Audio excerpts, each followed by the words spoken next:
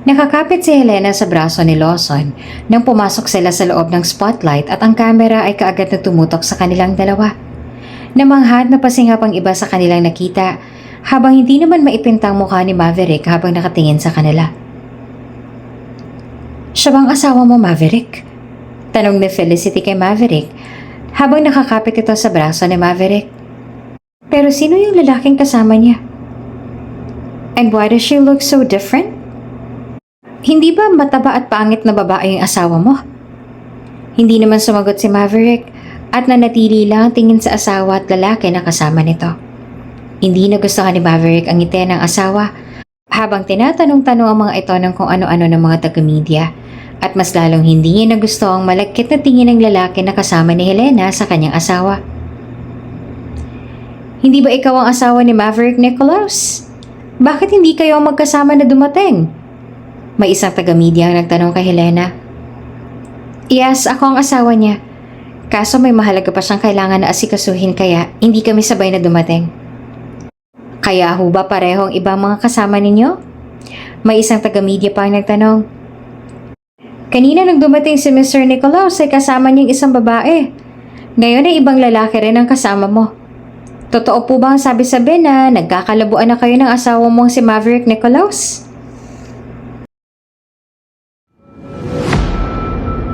Kung bago ka pa lang sa channel na ito, Ate Jane TV, huwag kalimutang pindutin ang notification bell and subscribe button. Sana po hindi naman malaking abala sa inyo ang pagpindot ng subscribe button dahil ang kapalit po nito ay ang pagsuporta para makapag-produce ng mga libreng stories sa mga channels ni Ate Jane. Maraming salamat!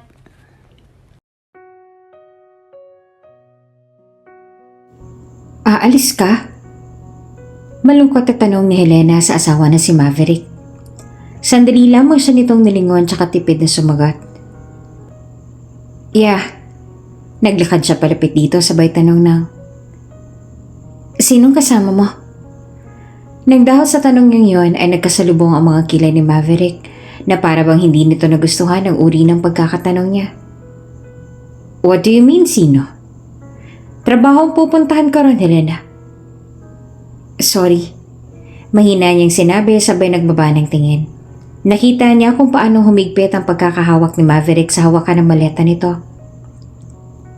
"I'll be gone for 2 months. Nagsalita ulit si Maverick. "Please don't call or bother me in that 2 months. Marami akong kailangan gawin at tapusin na trabaho." Marahan siyang tumango.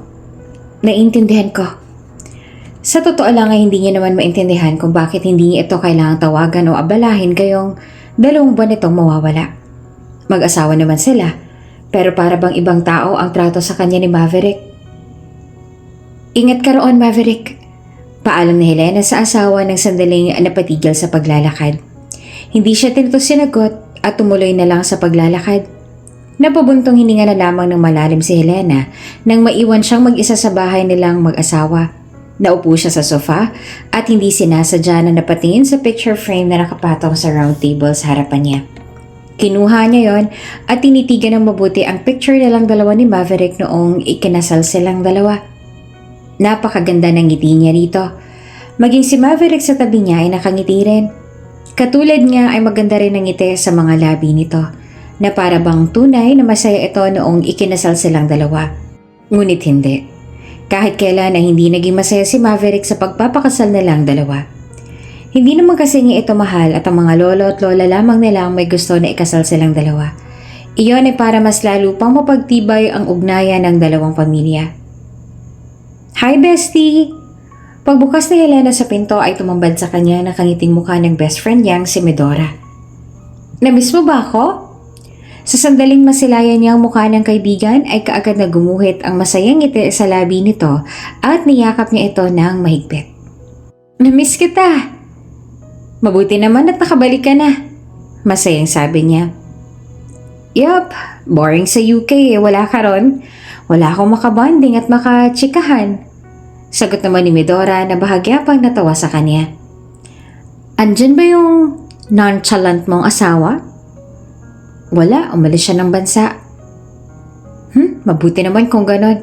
Sawa na ako sa pagmumukha ng walang kwentang lalaki na yun, no?" Masayang pumasok naman si Medora sa loob ng bahay.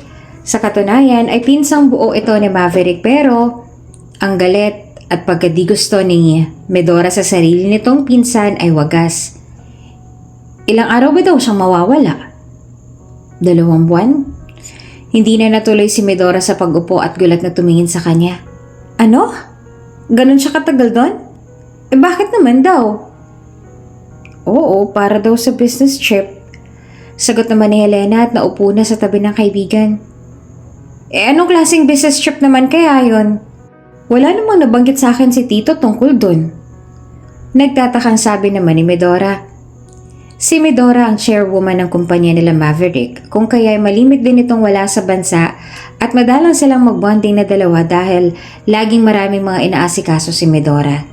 At sa kabila ng pagtatrabaho sa isang kumpanya ay hindi close si Maverick at Medora. Kung may isang tao man sigurong pinakaayaw ni Medora sa mundo, marahil iyon na yung pinsan nito. Inom tayo, gusto mo? Aya ni Medora. Wala naman ang asawa mo eh. Hindi niya malalaman kung lumabas tayo. Sama natin sila Maxine. Bakit wala bang fashion show si Maxine ngayon? Meron, pero alam mo naman yun, basta pagdating sa inuman, Gion palagi. Pumayag ka na. It's not that Maverick will know. Tsaka, kailangan mo rin na makapag-relax. I'm sure ilang beses ka rin nagtimpi ng galit sa walang kwenta mong asawa. Pangungumbinsi pa ni Medora sa kanya. Si Helena kasi talaga ang tipo ng tao na hindi mahilig sa mga party-party. Mas pipiliin niya na lang na manatili sa bahay nila at magbasa ng libro. Insecure din kasi siya dahil pakiramdam niya kapag nasa labas siya ay nasa kanya lang ang mata ng lahat ng tao at pakiramdam niya rin ay hinuhusgahan at pinagtatawanan siya ng mga ito. Para kay Helena ay hindi siya maganda. Pangit ang tingin niya sa kanyang sarili at yun sa tingin niya ang pinakadahilan kung bakit ikinakahiya siya ni Maverick. Plus size siya at hindi tulad na lang ng naliling kay Maverick na puro mga magaganda at sexy. Look at this, Helena. Sabi ni Medora sabay abot ng cellphone nito sa kanya. Kinuha naman iyon ni Helena at napatitig pa sa screen ng cellphone. Picture iyon ng asawa niya kasamang isang maganda at ubod na sexing babae. Magka-holding hands ang dalawa habang naglalakad. Kilala ni Helena ang babae na kasama ng asawa niya at isa iyon sa mga babae ni Maverick, si Felicity. Sinasabi ko na nga ba na hindi naman trabaho ang pinunta niyang magaling mong asawa sa ibang bansa kundi ang mambabae? Napailing-iling si Medora tsaka binawi na ang cellphone mula sa kanya. Mabuti na lang at kaklose ko yung sekretary ni Maverick. Nakakapagpasend ako sa kanya ng picture. Sino nga ulit yung babae na kasama niya? Parang familiar sa akin ang likod. Tanong ni Medora pagkalipas ng ilang sandali. Si Felicity. Oo. Yung rising star na naghahanap ng mga sponsor para mabilis siyang sumikat. Napailing ulit si Medora.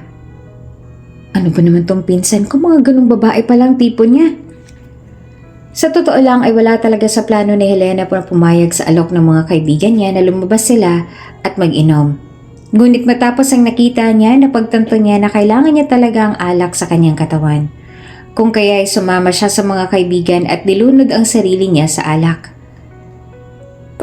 Paano ba kasi magpapayat? Lasing na lasing at umiiyak na tanong ni Helena. Gusto ko ring maging maganda. Kaso ang sarap-sarap naman laging kumain. Maganda ka naman, Helena. Hindi ka kaya pangit. Walang katotohanan yung tingin mo sa sarili mo, no? Ang dami-dami ng mga nagkakagusto sa'yo dahil sobrang ganda mo. Sabi pa ng kaibigan nilang si Maxine, isang sikat na modelo.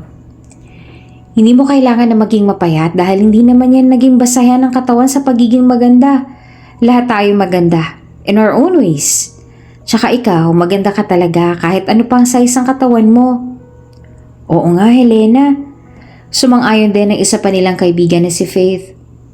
Bakit ba kasi masyado mong binababang tingin mo sa sarili mo? Hindi mo kailangang magpapayat para lang makuha ang interes ng ibang tao. Hindi naman mahalaga kung ano magiging tingin sa'yo ng mga tao eh. You just have to be confident with yourself. Baguhin mo ang tingin mo sa sarili mo dahil kami na mismo nagsasabi sa'yo. na maganda ka. Sobrang ganda mo kaya. Sa kabila noon ay hindi pa rin siya naniniwala. Dahil kung totoo nga ang sinasabi ng mga ito na maganda siya at hindi niya na kailangan na magpapayat, bakit kinakahiya pa rin siya ng asawa niya? Bakit paulit-ulit na sinasabi nito sa kanya na kailangan niya nang magpapayat? Hindi siya naniniwala sa sinabi ng mga kaibigan niya dahil marami siyang mga dahilan para paulit-ulit na masabi sa kanyang sarili na pangit siya at kailangan na maging katulad siya ng iba. Kung kaya naman nabuo sa isip niya ang isang plano. Kailangan niya magpapayat bago makauwi ang asawa niya mula sa business trip nito nang sa ganon ay hindi na siya nito ikahiya at baka matutunan din siya nitong mahalin. Gagawin mo talaga to para sa kanya? Hindi makapaniwala na tanong ng kaibigan niyang si Medora. Oo. Buo naman ang loob na sumagot siya. Sa tingin ko, ito lang ang tanging paraan para mag-workout ang relasyon naming dalawa. Nagbuntong hininga ng malalim si Medora. Kung talagang mahal ka niya, hindi mo naman kailangan na pumayat o magpaganda, Helena. Sadyang pangalang talaga yun na pangasawa mo kaya kahit katiting na pagmamahal ay hindi niya magawang maiparama sa'yo. Hindi siya sumagot at nagbaba na lang ng tingin. Tama rin naman ang sinabi ng kaibigan niya. Tunay nga na gago ang naging asawa niya na kahit anong gawin niya ay hindi man lang siya magawang mahalin. Ngunit wala Sa dami ng lalaki sa mundo ay dito pa siya nahulog. Sa dami ng iba, naging alipin siya ng pag-ibig niya para dito. Bakit kasi hindi ka nalang mag-file ng annulment sa kanya, Helena? Or divorce pala, kasi sa Korea naman kayo ikinasal. Legal na legal naman ang divorce doon. Mayaman ka naman, kaya mabilis mo lang na magagawa yon. Hindi pwede. May pag-aalangan sa boses niya. And why not? Nagtaas kilay nitong tanong sa kanya. Dahil ba yan sa mga lolo't lola ninyo na ang gusto ay ikasal kayong dalawa kahit na batid naman nila na ang pasya nilang yun ay parehong ikakasira ninyong dalawa? Hindi ulit siya sumagot at nagbabalang ng tingin. Nagbuntong hininga naman ng malalim si Medora habang nakatingin sa kanya at batid ni Medora na hindi lamang yun ang dahilan dahil may feelings na rin na involve. At sa totoo lang ay naaawa siya para sa kanyang kaibigan dahil sa maling tao pa ito nagkagusto at isang tao pa talaga na hindi niya kayang suklian ang pagmamahal na binibigay nito. Dahil sa mahal mo siya, tama ba? Tanong ni Medora. Nag-angat ng tingin si Helena at may pag-aalangan sa kanyang mga mata. Obvious naman na mahal mo siya. Hindi ko nga alam kung ano ba nakita mo sa taong yun para siyang napili mong mahalin Ang dami namang iba dyan. Sa tingin mo ba sa itsura kong to ay may magmamahal pa sa akin? Maraming ang iba. Sa tingin mo ba ay may papatol sa akin? Bakit sa tingin mo ba ay iba si Maverick sa kanila kaya ka nagsettle sa kanya? Kung tutuusin ay mas masahol pa nga sa kanila si Maverick dahil mag-asawa na kayo't lahat-lahat. Iba pa rin ang pakikitungo niya sa'yo. At saka diba nilinaw niya naman sa'yo na ang habol niya lang talaga sa'yo ay pera. Kailangan ng kumpanya niya ng pera ng pamilya mo para mas lalo pa silang umangat. Ewan ko ba sa'yo at nagpapakatanga ka pa rin sa kanya? Ang dahilan kung bakit sila ikinasal ni Maverick ay dahil sa kagustuhan lang ng lolo at lola nila upang mas lalo pang mapagtibay ang relasyon ng dalawang pamilya. Wala namang pagmamahala na involved sa relasyon nilang dalawa. Sa loob ng mahigit 2 taon nilang pagsasama ay wala raw araw na hindi pinaparamdam sa kanya ni Maverick na hindi siya nito magagawang mahalin. Ngunit ganun pa man ay pinili pa rin ang puso niya para ibigin. Ewan niya nga rin ba, sa kabila ng pakikitungo sa kanya? Pero wala Sadyang hindi niya talaga napigilan ng puso niya na ibigin ito kaya sa huli ay siya rin itong nahihirapan. Siya rin itong paulit-ulit na tinatanong ang sarili kung bakit hindi siya nito magawang mahalin. Okay, since ito naman na gusto mong mangyari, gusto kong sabihin sa'yo ngayon pa lang na mahihirapan ka na magagawa ang gusto mo na ito. Hindi madaling magpapayat at lalo nang mag-gym lalo pat hindi nasanay ang katawan mo sa ganito. Ngayon pa lang lilinawin ko na. Talaga bang gusto mong gawin to, Helena? Naninigurong tanong ni Medora sa kanya. Marahan siyang tumango kahit pa nakakadama ng takot habang nandito sila sa loob ng gym at nakikita niyang mga dumbbells na kailangan niyang buhatin. Ang lahat ng mga kailangan niyang gamitin ngayong araw na to ay inihanda na ni Midora para sa kanya at ngayon pa lang ay para bang gusto niya ng sumuko. Kakayanin ko to. Iyon ang sabi ni Helena sa isip niya na hindi niya alam na naisatinig niya pala kaya natawa na lang sa kanya si Midora at ang iba pang mga nagji-gym. Oo nga miss, kayang-kaya mo yan. Sabi naman ng isang lalaki na nagbubuhat ng mabigat na bagay na hindi alam ni Helena kung ano bang pangalan dahil wala naman siyang interes sa mga ganitong bagay noon. Nahirap lang sa una pero pag nasanay ka na, hahanap-hanapin mo na ang gym. Oo nga miss. Nagsalita rin yung isang babae na nasa running machine. Kayang-kaya mo yan, go for the gold! At kahit paano ay namotivate si Helena na ituloy ang plano niyang ito. Mabuti na lang at mabait sa kanya ang mga kasamahan niya sa gym kaya hindi siya pinanghihinaan ng loob. Katulad nga ng sinabi ni Maverick, hindi niya nga ito inabala. Kahit pa gustong gusto niya na itong tawagin at alamin kung ano bang ginagawa nito. Ginugugol niya na lang ang sarili niya sa pagdadayet at pagji-gym. Napatingin na rin siya sa mga surgeon para maging madali ang pagpapapayat niya. Ang gusto kasi ni Helena ay pumayat agad siya bago pa man umuwi si Maverick. Ang bilis nag-improve ng katawan mo, Helena. Masaya na sabi sa kanya ni Midora. Ang bilis mong pumayat. Siyempre dahil kay Doc Lawrence. Natatawa na sinabi niya. No, it's not just because of him. It's because you're working hard din. Kung patuloy mo lang nagagawin ang lahat ng mga tinuro ko sa'yo, naku mas lalo pang gaganda ang katawan mo. Hindi naman maalis ang ngiti sa labi ni Helena habang tinitingnan niya ang sariling refleksyon sa salamin. Sobrang laki na nga ng pinagbago ng katawan niya. Isang buwan pa lang mula nang naging operation at off-plan diet niya. Halos hindi niya na makilala ang kanyang sarili. Hello? Maverick? Nauutal na sabi ni Helena nang sa gitna ng gabi ay tumawag sa kanya ang asawa. Ilang segundo ang lumipas at hindi ito sumagot. Tiningnan ulit ni Helena ang screen ng cellphone niya para masigurado kung tama nga ba ang una niyang tingin na ang asawa niyang tumatawag sa kanya at hindi nga siya nagkakamali. Si Maverick ngayon. Pero hindi ito sumasagot. Para bang pinapakinggan lang siya nito mula sa kabilang linya. Mav, bakit ka napatawag? May problema ba? Nagtanong ulit siya at napaupo nang hindi na nga sumagot si Maverick. Maverick? Sambit niya sa pangalan ng asawa. Baka sa tono ng boses niya pagtataka. What's wrong? At nagsalubong lalo ang mga kilay niya nang bigla na lang siya nitong babaan ng tawag. Takang-taka naman ang itsura ni Maverick habang nakatingin sa screen ng cellphone niya. Iniisip na lang ni Helena na baka nagkamali lang ito ng pintot at hindi niya kailangang mag-overthink dahil lang doon. Ilalapag niya na sana ang phone niya sa bedside table at bumalik na sa pagtulog ng muling umilaw ulit yon dahil tumawag na naman sa kanya si Maverick. May pagtataka namang sinagot ni Helena ang tawag. Hello? Helena. Ang malalim na boses ng asawa mula sa kabilang linya. Why are you still awake? Nagising ako sa pagtawag mo. Sagot niya. I'm sorry. Narinig niya ang pagbuntong hininga nito ng malalim. Pasensya na kung nagising kita. Ayos lang. Bakit ka pala napatawag? May problema ba? Sandaling natahimik ang nasa kabilang linya na para bang nag-iisip ito ng sagot. Hindi ako makatulog. Pagkalipas ng ilan pang sandali ay sumagot na si Maverick. Bakit? May bumabagabag ba sa'yo ngayon? Yes. Baka sa boses nito na may nais pa itong sabihin. Is it about work? I only called to check on you. Hindi ka kasi nagpaparamdam. Napakunot noon naman si Helena. Kakaiba talaga ang asawa niya ngayon. Para bang may mabigat itong dinadala sa ngayon at hindi siya sanay sa lumbay ng tono ng boses nito. Kahit kailan ay hindi siya nito kinausap ng malumanay. He's always cold. Pero bakit parang may kakaiba ngayon?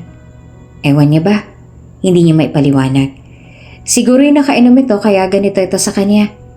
Imposible naman kasi na nasa normal state ito ngayon dahil kilala ni Helena ang asawa niya at pagdating sa kanya ay hindi ito nagiging malumanay. Maliban na lang kung nakainom ito. Hindi ba ang sabi mo sa akin huwag kitang abalahin dahil may mga trabaho ka riyan? Wika ni Helena. Gusto naman kitang tawagan pero pinigilan ko ang sarili ko dahil baka magalit ka ulit sa akin. I'm sorry. I was a little tipsy. I must have forgotten. Kung ganun, tama ang hinala niya na nakainom ito. Matulog ka na. Aniya kahit pa gusto niya pa itong makausap na matagal. You don't wanna talk to me? Dama niya naman ang lungkot sa tono ng boses ni Maverick. Kailangan mo na magpahinga, lasing ka. Aniya. Nagbuntong hininga si Maverick kapag kuwan ay nagpaalam na. Good night. Matapos ang pag-uusap nila nung gabing yun ay hindi na ulit nagparamdam sa kanya si Maverick. Hindi niya alam kung anong nangyayari dito at pinipigilan naman ni Helena ang sarili na tawagan ito dahil pinaalala niya sa kanyang sarili na nung gabing yun ay lasing lamang si Maverick kaya kung ano-ano ang sinasabi nito. Pasensya na po sir. Kaagad nahingi naman ang paumanhin ni Helena sa isang tao na siyang nabangga habang papasok siya sa loob ng gym. Nagmamadali kasi siya kanina kaya hindi niya na ito napansin. It's okay. Ang sagot naman ng lalaki na merong malalim na boses. Nag-angat siya ng tingin sa mukha nito at natigilan nang makita niya ang mukha nito. Ngumiti naman sa kanyang lalaki na nabangga niya na tila ba natuwa na makita ang reaksyon niya. Okay ka lang ba? Although hindi ganong katuwid ang boses ng lalaki, maganda pa rin pakinggan. Nasaktan ka ba sa pagkabangga mo sa akin? Ulit na tanong nito dahil lumipas ang ilang segundo ay natatili pa rin siya nakatulala dito. Opo, ayos lang po ako. Nauutal na sagot naman ni Helena. Artista po ba kayo, sir? No, I'm not. Sagot ng binata na parang natatawa pa. Pero mukha po kayo artista, sir. Aniya. Aaminin ni Helena kahit sino ay masa-starstruck sa lalaking ito. Gwapo at matangkad ito na para bang isa sa mga Diyos sa Griego na lumabas mula sa Greek mythology para lang mamasyal. Thank you. Mabait itong umiti. But you're sure hindi kita nasaktan ha? Medyo napalakas yata ang pagkakatama mo sa akin kanina. Ayos lang po talaga ako sir. Sagot niya. Pinasadahan siya nito ng tingin para masiguro na maayos lang talaga siya. Kapag kuwan ay tumango ito sa kanya. I'm Lawson by the way, and you are? Tinanggap niya ang pakikipagkamay nito.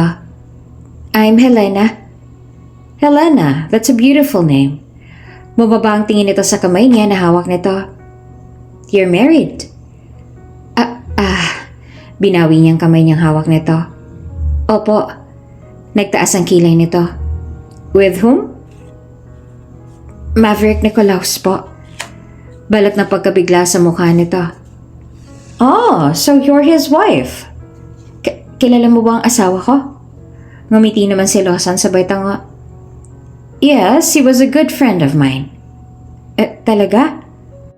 Magkaibigan kami back in high school, but I left to study in New York. Paliwanag naman ni Lawson.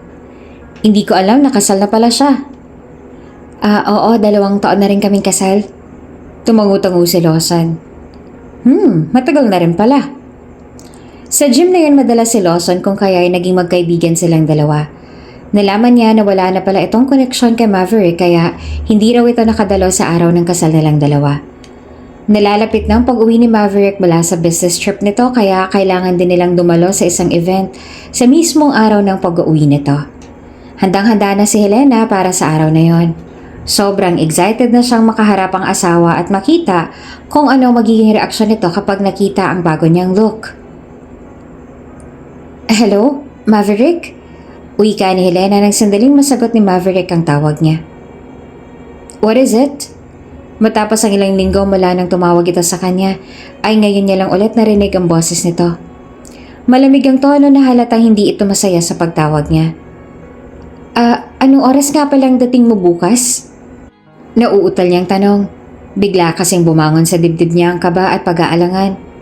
Kanina pa lang ay confident siyang tawagan nito. Why? Ako sana magsusundo sa'yo para sabay na tayong pumunta sa event.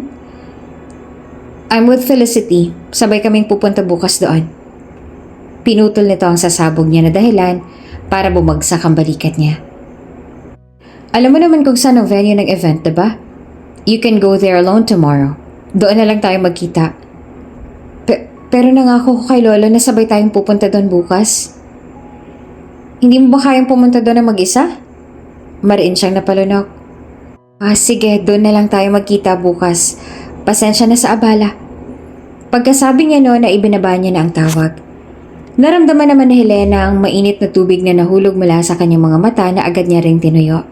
Sumapit ang umaga at halos walang gana si Helena na umattend sa event na yon dahil alam niya na makikita niya lang ang kanyang asawa kasama ang kabit nito. Kinulit lang siya ni Medora kung kaya'y mabigat ang katawan na nag-ayos na siya ng kanyang sarili. Let me see your face, Helena! Masaya na sabi ni Medora na kausap niya ngayon sa tawag. Itinapat naman ni Helena ang mukha niya sa camera at nagningning ang mga mata nito nang masilayan ang mukha niya. See? You're so gorgeous! Tapos ayaw mong pumunta. Wala namang kumpiyansa sa sarili na inipit ni Helena ang hibla ng buhok na bumagsak sa mukha niya sa likod ng kanyang tenga. Sigurado ka ba na maayos lang ang itsura ko ngayon? Oo, Helena. Sobrang ganda mo kaya. Magkaroon ka naman ng confidence sa sarili mo. You worked hard to look like that, ano? Ipakita mo sa asawa mo at sa kabit niya na hindi ka nila basta-basta mapapabagsak. You're gorgeous, kaya mabuti pa'y pumunta ka na dito bago ka pa malate. Hindi naman alam ni Helena kung ilang oras pa siyang nag-ipon ng lakas ng loob bago magpasya na kailangan niya nang pumunta sa event. Late na siya at nagkaroon pa ng problema dahil hindi siya hinahayaan ng mga security na makapasok sa loob. Ma'am, hindi naman po ata kayo itong nasa picture eh. Wika ng security. Ang layo po ng sa isang katawan ninyong dalawa oh. Ang katawan lang po nagbago sa akin pero hindi ang mukha. Hindi niyo po ba nakikita yung malaking pagkakahawig ko sa picture na yan? Paliwanag ni Helena tsaka nilapit niya pang picture sa mukha niya. Ako pong asawa ni Maverick Nicolaus, kaya papasukin niyo na po ako. Naku, pasensya na po talaga mama, pero hindi po talaga pwede. Kami naman po mapapahama kung magpapapasok kami ng guest na wala sa list. Hintayin niyo na lang po na sagutin ni Mr. Nicolaus ang tawag namin para masigurado na kayo nga pong asawa niya. Naiinis naman si Helena. Kahit anong gawin na pakiusap at paliwanag niya ay hindi pa rin talaga siya pinapasok ng mga ito sa loob. Ang dahilan? Hindi niya raw kasi kamukha ang matabang babae na nasa picture. Hindi po ba talaga ako pwedeng pumasok? Naiinis ang tanong ni Helena sa mga security. Pasensya na po ma'am. Hindi po kasi sumasagot si Mr. Nicolaus. Hindi rin po namin mahanap ang kaibigan na sinasabi ninyo. Nagbuntong hininga na lang si Helena at sinubukan na tawagan ulit si Medora ngunit sadyang hindi niya ito na-contact. Siguro ay sobrang busy nito sa loob ngayon. Mr. Fournier! Agad na lumingon si Helena sa kanyang likuran nang sabay-sabay na yumuko ang mga security. Nagulat siya na makita si Lawson na nabigla rin sa pagkakita sa kanya. Helena! Nakangiting sabi nito bago naglakad palapit sa kanya. Why are you still here? Bakit hindi ka pa pumapasok sa loob? Hindi ako pinapapasok eh. Paliwanag niya. Ha? Bakit? Nakalimutan mo bang invitation ninyo sa inyo? Tanong ni Lawson. Hindi ko raw kasi kamukha yung nasa picture. Kinuha naman ni Lawson ng picture na hawak ng mga security. Kapag ay binalik din agad sa mga ito. Let her in, she's with me. Napakapit na lang si Helena sa braso ni Lawson nang pumasok sila sa loob at ang spotlight at ang camera ay kaagad na tumutok sa kanilang dalawa. Namangha naman at napasinghap ang iba sa kanilang nakita habang hindi naman maipinta ang mukha ni Maverick habang nakatingin sa dalawa. Siya bang asawa mo, Maverick? Tanong ni Felicity kay Maverick at napakapit ito sa braso ni Maverick. Sinong lalaking kasama niya? And why does she look so different? Hindi ba matabat pangit na babae yun? Hindi naman sumagot si Maverick at nanatili lang ang tingin sa asawa at sa lalaki na kasama nito. Hindi naman magustuhan ni Maverick ang ngiti ng asawa habang tinatanong ang mga ito at kung ano-ano ng mga taga-media at mas lalong hindi niya nagustuhan ang malagkit na tingin ng lalaki na kasama ni Helena sa kanyang asawa.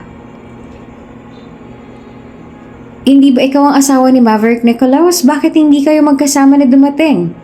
May isang taga-media ang nagtanong kay Helena. Yes, ako ang asawa niya. Kaso may mahalaga pa siyang kailangang asikasuhin kaya hindi kami sabay na dumating. Kaya ho ba parehong ibang mga kasama ninyo? May isa pang taga-media nagtanong. Kanina nang dumating po si Sir Nicolaus ay kasama niyang isang babae, ngayon ay ibang lalaki rin ang kasama mo. Totoo po bang mga sabi-sabi na nagkakalabuan na kayong mag-asawa ni Maverick Nicolaus? Calm down. Pigil ni Medora kay Maverick nang akmang lalapitan na nito ang dalawa. Hayaan mo na muna sila. I'm sure alam naman na ni Lawson kung paano ipagtanggol ng tama si Helena. At katulad nga ng sinabi ni Medora, si Lawson ang sumagot sa tanong ng mga taga-media para protektahan si Helena sa mga ito. Magkaibigan lang kaming dalawa. We're really good friends, you know? I'm sure kaibigan lang din ni Maverick ang babae na kasama niya kanina. Wala naman sigurong masama kung dumating sila na kasama ang kanilang mga kaibigan, am I right? Unless of course you think it was wrong because you don't have any friends. Muling kumapit si Helena sa braso ni Lawson para pakalmahin ito dahil kita niya sa mukha ni Lawson na nagagalit ito sa mga nanghuhusga na tanong na ibinabato sa kanya ng mga taga-media. Mabuti na lang at tumigil na rin sila sa kakatanong sa kanila ng kung ano-ano at pinuri na lang ang ganda niya. Mr. Lawson Fournier, hindi ba talaga siya ang asawa mo? May isang matandang lalaki naman na nagtanong sa kanila. Kasama nito ang asawa at iba pang mga business person na kilala rin ni Lawson. Magkaibigan lang po talaga kami. Nakangiti namang sagot ni Lawson. Nandito rin po kasi ngayon ang asawa ni Helena. Sino po yung Maverick Nicolaus? Hindi ba't iba din ang kasama niya kanina? Wika ng isa pang babae. Pagdating nila kanina, ang akala ng lahat ay ang babaeng kasama niyang pinakasalan niya kaya nagulat na lang kami na malaman na hindi pala. Bagay na bagay kayo, sabi ng isa pang babae. Sayang no at hindi naging kayo. Sobrang awkward ng pakiramdam ni Helena habang nakatayo siya sa tabi ni Lawson at ang ibang mga lumapit sa kanila ay panayang sabi na bagay daw silang dalawa at dapat daw ay naging sila na lang at paulit-ulit din na sinasabi nila ni Lawson na kasal na siya kay Maverick. Sa tuwing naririnig nila yon at saka lang sila tumitigil. Saan tayo pupunta, Lawson? Nagtataka namang tanong ni Helena nang bigla nitong hinawakan ng kamay niya. May ipapakita ako sa'yo. Takasan natin ang mga tao rito. Sagot ni Lawson pero bago pa man sila makaalis ay isang kamay nang humawak sa kabilang kamay niya. Nagtataka namang tiningnan ni Helena kung sino ang humawak sa kamay niya. At ang pagtataka ng mukha niya ay napalitan ng gulat nang makita ang madilim na mukha ng asawa niyang si Maverick. Maverick? Gulat niyang sambit sa pangalan ng asawa. Why are you with him? Matalim na tiningnan ni Maverick si Lawson. Sumagot naman si Lawson. Hinayaan mo siya sa labas kanina dahil busy ka sa iba. Hindi siya pinapasok ng mga security sa labas. So you have no right to be mad, Maverick. Hinayaan mo ang asawa mo kanina sa labas while you're with another girl. Nagtagis ang bagang ni Maverick. Felicity is a friend. I am also your wife's friend. Bago pa man tuluyan ng maghalo ang balat sa tinalupan, nilayunan ni Helena ang asawa niya kay Lawson. Pakiramdam niya anumang sandali ay iigas na ng kamao si Maverick patama sa mukha ni Lawson. Bakit hindi mo sinabi sa akin na nasa labas ka kanina? Pagalit na nagtanong si Maverick nung makalayo na sila mula sa mga tao. Nagsabi ako. Hindi lang kita makontak. Sinubukan ko rin na kontakin ng mga security pero hindi mo raw sinasagot. Nagkataon na dumating si Lawson kaya sinama niya na ako. Paliwanag niya naman. Nakakadama siya ng inis dahil ito pa talagang may karapatan na magalit matapos siya nitong iabandona para sa isang babae. Hindi naman nagustuhan ni Helena ang akto ni Maverick nung gabing yon dahil ito pa talagang may ganang magalit sa kanya. Kung ano-ano pa mga sinabi nito sa kanya.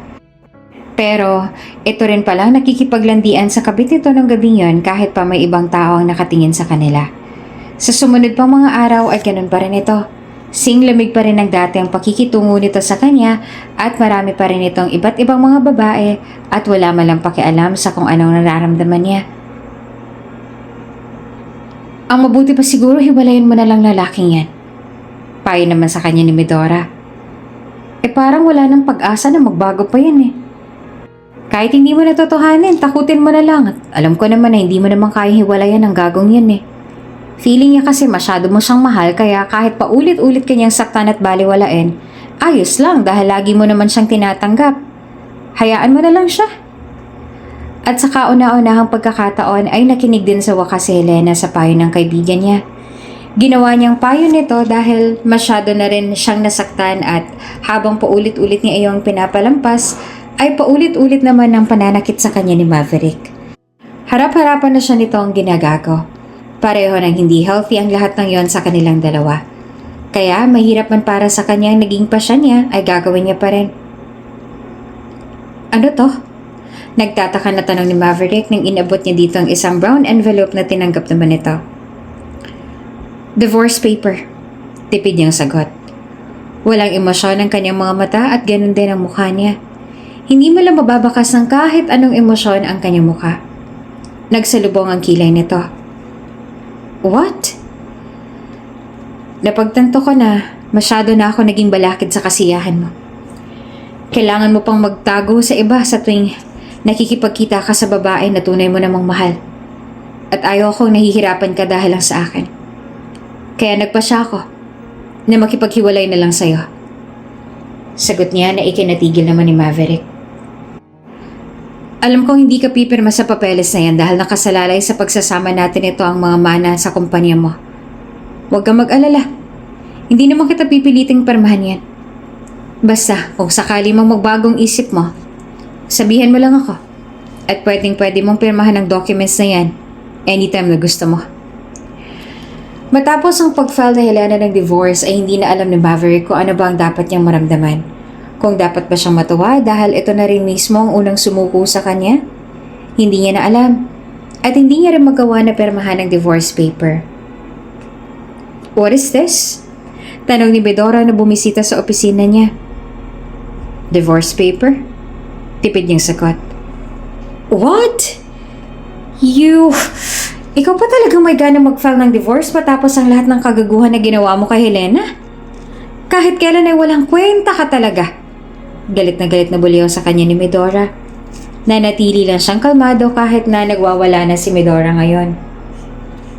Hindi naman akong gustong mag-file eh. Siyang may gusto niyan. Paliwanag niya. Oh wow! Talaga? Nawala ang galit sa mukha ni Medora at napalitan ng saya. Mabuti naman at nagising siya sa katotohanan. Ako, tong best friend ko talaga sa wakas. Narinig din niya ang payo ko na hiwalayan kanya dahil sa isang wala kang kwentang lalaki. At ang lalaki ba na deserving sa kanya ay walang iba kundi si Lawson? Hindi naman sumagot si Maverick. Nanatiling nakatikom ang bibig niya at halatang lungkot sa kanyang mga mata, napansin din naman ni Medora. Oh, bakit parang sobrang lungkot mo? Hindi ka ba saya na makikipaghiwalay na sa'yo ang asawa mo? Hindi ka ba masaya na magiging malaya ka ng makasama ang mga babae mo? Di ba ito naman ang gusto mo una pa lang? May pang-aasar namang tanong sa boses ni Medora, pero nanatili lang siyang tahimik. Hay nako Maverick, sinasabi naman namin sa iyo noon pa man, nasa huli ang pagsisisi. Hindi sa lahat ng oras ay kaya kang tiisin ni Helena, no? Tao rin ang kaibigan ko kaya nasasaktan din siya sa lahat ng ginagawa mo. Hanggang sa umalis na nga si Medora ay wala siyang sinabi. Masayang-masaya naman si Medora na umalis ito. Ilang araw pang lumipas at damanan ni Maverick sa kanyang sarili ang panghihina ng katawan niya. Marahil dahil sa labis sa pag-iisip kaya hindi na siya nakakapagpahinga ng maayos at dahil na rin siguro sa dami ng mga trabaho na kailangan niyang tapusin. Magulo ang isip niya. At kahit na ayaw ni Maverick na pumunta sa ospital, pero wala siyang ibang choice dahil kung hindi siya hihingi ng tulong ay buhay niyang magiging kapalit. Anong problema, Maverick? Masyadong mahina ang tibok ng puso mo at hindi ito nagpa-function ng maayos katulad nitong mga nagdaang araw. Hindi ba naging maganda ang pakiramdam mo kaya nagkakaganito ka? May pag-aalala na tanong sa kanya ng doktor. Mr. Nicolaus, paulit-ulit ko na po itong pinapaalala sa inyo. Hindi niyo po pwedeng hayaan na maging ganito ang puso mo lalo pat hanggang ngayon wala pa rin naman tayong nahahanap na donor na magdodonate ng puso sa'yo. Kung magpapatuloy ang ganito, ay baka tuluyan na hindi mo nakakayanin ang mga susunod na maaaring mangyari. Mahina na ang puso mo at may tumor din na namumuo sa katawan mo na dahilan kaya madalas kang manghina. Sa ngayon ay hindi ka maaaring sumailalim sa anumang operasyon dahil baka hindi kayanin ng puso mo. Kung kaya paulit-ulit kong pinapaalala sa'yo na kailangan mong alagaan ang sarili mo hanggang sa makahanap na tayo ng heart donor para sa'yo. Sa dami ng sinabi ng doktor ay nananatili lang siyang tahimik. Hindi siya kumikibo. Ginawa niya lang kung ano pang pinapagawa sa kanya ng doktor. Sumailalim nga siya sa iba't ibang mga tests para malaman kung ano pang ibang problema pagkatapos noon ay umalis na siya. Nagtungo siya sa lugar kung saan siya madalas sa pumunta sa tuwing pinapahirapan siya ng sakit niya. Sa lugar kung saan siya nananagoy. Nakaupo siya sa isang bench sa ilalim ng malaking puno na ang kaharap ay malawak na ilog. Nagbabadya ng paglubog ng araw. Ang kulay kahel at dilim ay naghalo na sa langit. Unti-unti na nagsimulang lumukob ang dilim sa liwanag sa daigdig. Ilang sandali pa ay tuluyan ang kinain ng kadiliman ng paligid. Sa mga sandali yon ay hindi na makaya ni Maverick ang kanyang nararamdaman. Hindi niya na nga namamalaya na tumatagistis na pala ang luha sa pisngi niya. Hindi naman alam ni Maverick kung ano nga bang maling nagawa niya noon para maging dapat siya sa lipos dalita na pinaparamdam sa kanya ng mundo. I want to love you, Helena. Ang mga salitang namumutawi sa bibig ni Maverick habang nakatanaw siya sa malayo. Pero hindi kita kayang mahalin sa ganitong sitwasyon. Kapag ginawa ko yan, mas lalo ka lang masasaktan dahil ilang taon na lang ang itatagal ko sa mundo. Magsisinungaling si Maverick kung sasabihin niya na hindi niya minahal si Helena. Dahil ang totoo ay mahal na mahal niya ito. Ito lang ang tanging babae na inibig niya pero sa kondisyon na meron siya, malabong mabigyan niya ng masayang buhay si Helena. Taon na lang ang nalalabi niyang buhay sa mundo. Kung hindi maaagapan ng sakit niya, maaaring hindi na siya tumanda kasama si Helena. At mas gugustuhin niya na lang kamuhian siya nito kaysa habang buhay na malungkot ito sa pagkawala niya. Mahirapan para kay Maverick ang desisyon niyang yon. Ayun na lang ang tanging niya naiisip para hindi na mas lalong masaktan si Helena. At aaminin niya na nasasaktan din siya, lalo na ngayon na nagpasya na si Helena na mag-file ng divorce. Nasasaktan siyang isipin na magiging masaya ito sa piling ng dati niyang kaibigan. Pero at the same time ay masaya rin siya dahil kilala niya si Lawson. Alam ni Maverick na mabuti itong tao kaya nakakasiguro siya na aalagaan at mamahalin nito si Helena. Kaya kahit hindi na siya, ayos lang yun kay Maverick. She looked more happy with Lawson. Wika ni Medora sa kanyang tabi habang pareho silang nakatingin kay Helena at Lawson na masaya nakikipag-usap sa ibang tao. Anniversary party ng kumpanya ng pamilya ni Helena at ngayon din ang ika-1 buwan mula noong nag-file si Helena ng divorce sa kanya na hanggang ngayon ay hindi niya pa rin pinipirmahan. Sa 1 buwan na yon ay pansin nilang lahat ang pagiging malapit ni Lawson at Helena sa isa't isa. Kanina nga sabay na dumating ang dalawa at pareho ring masaya. Sa ibang bahay na rin nakatira si Helena. 1 linggo kasi mula nung nag-file ito ng divorce ay umalis na rin ito sa bahay nila kung kaya'y bihira niya na lang itong makita. 1 buwan lamang mula nung magkalayo sila sa isa't isa pero ang pakiramdam ni Maverick ay lagpas 1 dekada niya na itong hindi nakikita. Gustong-gusto niya itong lapitan. Gustong-gusto niya itong yakapin at gustong-gusto ni Maverick na magmakaawa kay Helena na bumalik na sa bahay nila dahil hindi siya sanay na wala ito roon ngunit pinigilan niya ang kanyang sarili dahil batid niya na pahihirapan niya lang ang kanyang sarili kung gagawin niya iyon. Mas mainam kung makamove on na sa kanya si Helena bago pa man siya mawala sa mundo. Sa ganoong paraan ay hindi niya yon maging kanong kasakit para kay Helena. Kailan mo balak pirmahan ang divorce paper niyo, Maverick? Tanong naman sa kanya ni Medora pagkalipas ng ilang sandali. Tiningnan niya ang pinsan. Hindi ko pa alam. Paano hindi pa? Pasya mo na lang naman ang hinihintay eh. Pirmahan mo na ang divorce paper niyo at magiging maayos na ang lahat. I'm sure ang paghihiwalay niyo na lang naman ni Helena ang hinihintay ni Lawson para ligawan niya ng kaibigan ko, no? Hindi naman sumagot si Maverick at nagbabalang siya ng tingin. Sa totoo lang ay gusto niya rin na pirmahan ang divorce paper nila dahil gusto niya rin na makita na maging masaya si Helena sa piling ni Lawson. Pero hindi pa po pwede. Hindi pa sa ngayon. Kung gagawin niya yon, ay si Helena naman ang mawawalan ng mana. Kailangan niya pang maghintay ng ilan pang buwan at matatapos ang kasunduan niya sa kanyang magulang at ang pamilya ni Helena. Konting panahon pa at hindi na siyang asawa ni Helena at manakikita niya na rin ito na maging masaya sa piling ni Lawson. Nasaan ang asawa mo, Helena? Bakit hindi mo siya kasama? Nang marinig ni Maverick ang tanong na yon ay tumingin siya sa direksyon ni Helena at lumingon din sa kanya. Tumayo si Maverick para lapitan ang asawa. Pinulupot niya ang braso niya sa bewang nito at ramdam niya kung paano ito natigilan sa ginawa niya. Pilit namang umiti si Maverick sa babaeng nagtanong kay Helena. Kahit pa ng mga sandaling yon, ay gusto nang mahulog ng luha sa kanyang mga mata. Hello, Mrs. Fernandez. It's good to see you again. Nakangiting sabi ni Maverick sa ginang na matamis na ngiti ang isinupli sa kanya. Oh, it's good to see you, Mr. Nicolaus. Ang tagal na mula nang huli tayo nagkita. You're always busy. Yes, he was busy trying to cure his illness. Lagi siyang wala sa bansa para magpagamot. Yes, I have tons of work abroad. Masaya ako na makita kayo ngayon. Mabait na sabi niya. But where is your husband? Oh, unfortunately, hindi siya makakarating dahil inatake ng high blood niya. Mag-isa lang akong pumunta ngayon. Sagot naman ng ginang. Siya nga pala. Mahigit 1 taon tayong hindi nagkita. Ang akala namin ay nagkaanak na kayo ng asawa mo. Hindi pa rin pala? Tiningnan ni Maverick si Helena na may pagkaalangan tumingin din sa kanya. Hindi pa po sa ngayon. Siguro kapag hindi na po kami masyadong busy para mabuhos namin ang oras sa mga magiging anak namin. Napakasarap pakinggan ng mga sinabi niyang yon dahil ang pangarap talaga ni Maverick noon pa man ay ang magkaroon ng anak. At ang gusto niya kapag nagkaanak na sila ay ibubuhos niya ang buong pagmamahal at oras sa magiging anak. Ngunit alam niya na ang lahat ng yon ay hanggang sa pangarap niya na lang maaaring mangyari. Ganun ba? Nako, sobrang excited pa naman naming lahat na magkaroon kayo ng anak. Sabi pa ni Mrs. Fernandez. Pero syempre, mas maganda na magkaroon ka ng anak kapag pareho na kayong handa. Nanatili namang tahimik si Helena habang magkausap sila bago damang-dama ni Maverick ang mga titig nito sa kanya.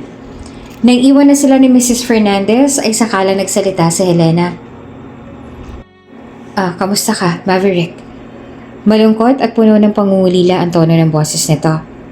Lumayo naman si Maverick sa asawa. Kahit ayaw niya namang lumayo ay ginawa niya para pigilan ang sarili na yakapin ito ng mahigpit. I'm good. Malamlam ang mga mata na tumingin ito sa kanya ng diretsyo. Are you happy? Maverick sighed. Iyong tanong na yon ang pinakaayaw niyang marinig dahil kahit alam niya sa kanyang sarili kung anong tunay niyang nararamdaman ay kailangan niyang magsinungaling. I am. Diretsyong sagot niya. Are you? Mapait nang umiti naman si Helena. I'm not. But I'm trying. I'm sorry.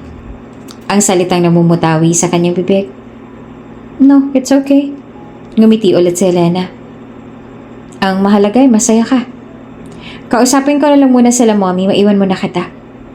At wala nang ibang nagawa pa si Maverick kundi ang pagmasdan si Helena na lumayo sa kanya. Kahit kang gustong-gusto niya itong pigilan at sabihin na kahit kailan ay hindi naging masaya, ay wala siyang ibang nagawa kundi ang hayaan na lang ito. Ramdam ni Maverick na may mga matang nakatingin sa kanya at nang lumingon siya, nahuli niyang titig ni Lawson sa kanya. Walang galit sa mga mata nito. Sa halip ay hindi niya inaasahan na makita ang awa sa mga mata nito. Awa na sa sariling mga mata niya lang nakikita noon.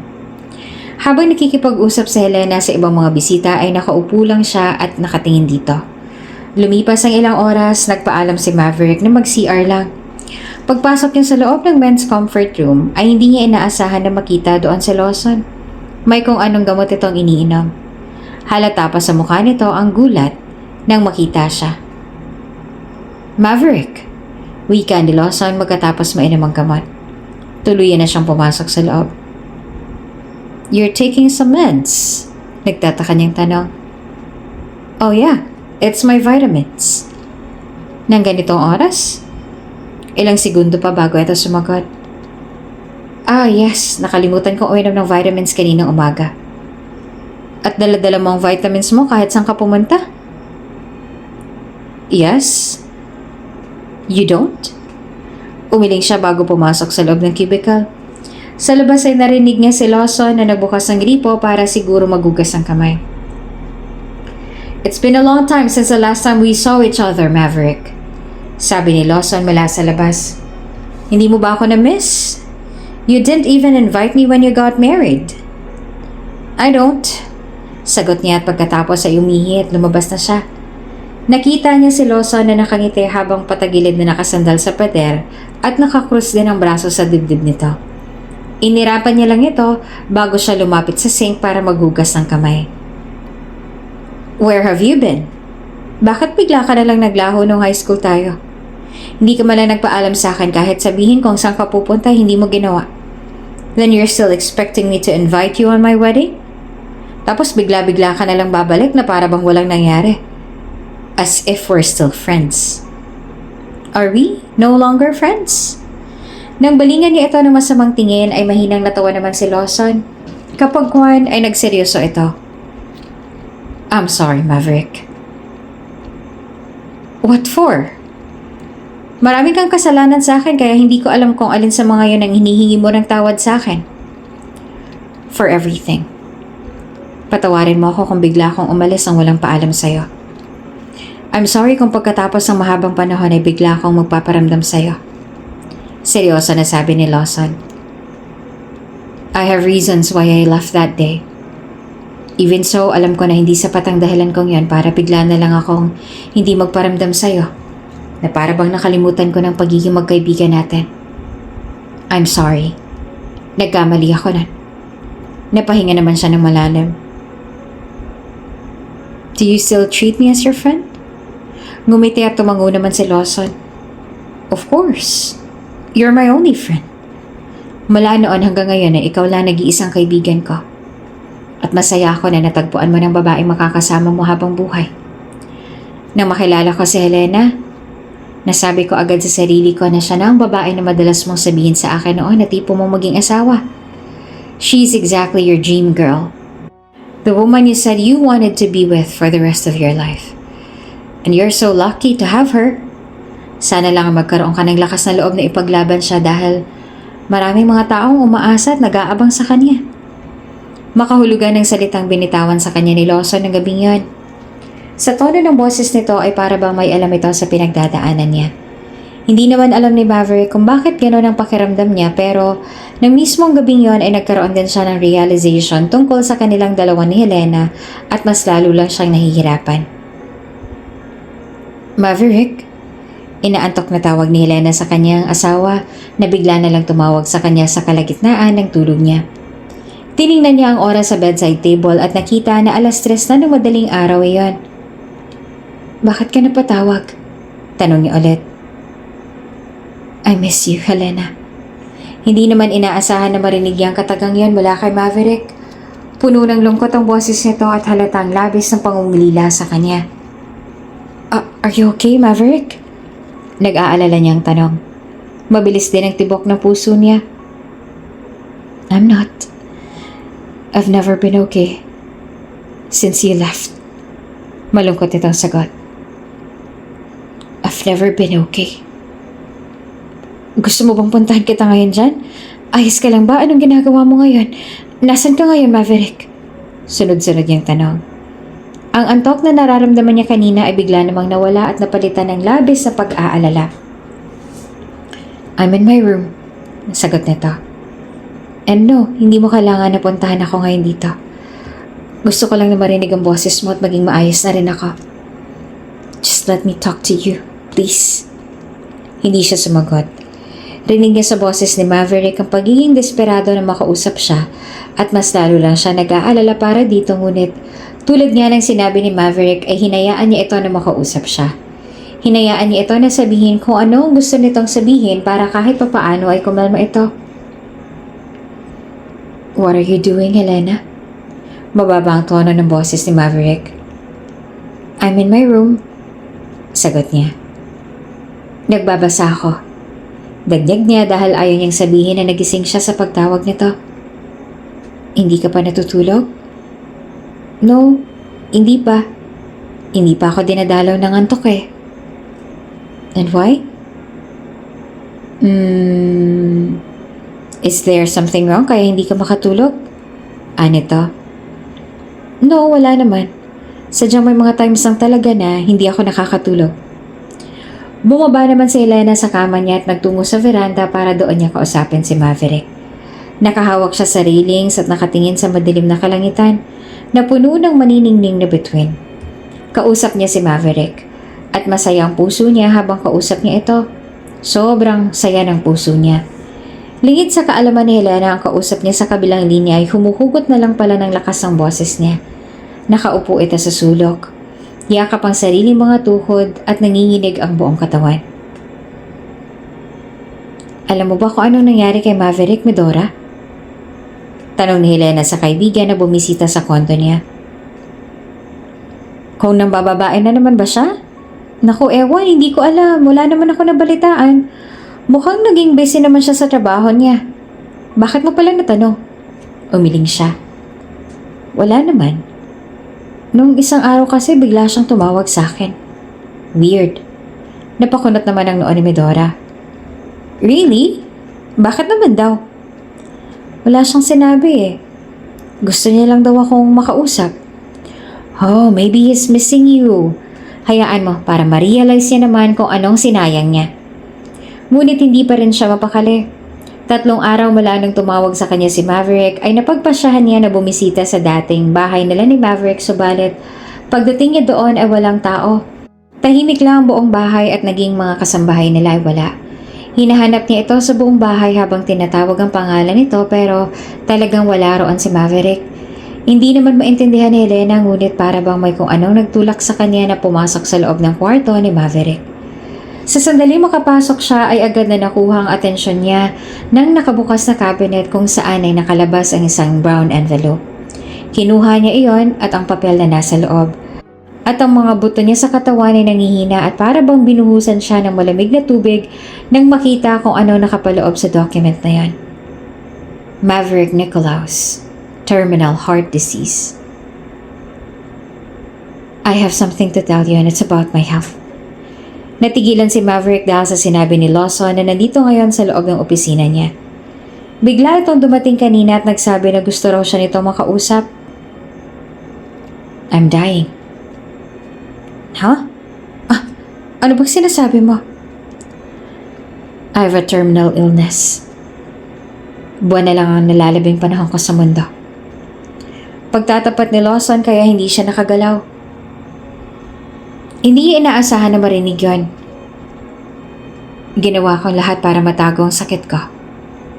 Sinubukan ko ang lahat ng paraan para gumaling ako but at the end, my cancer still won.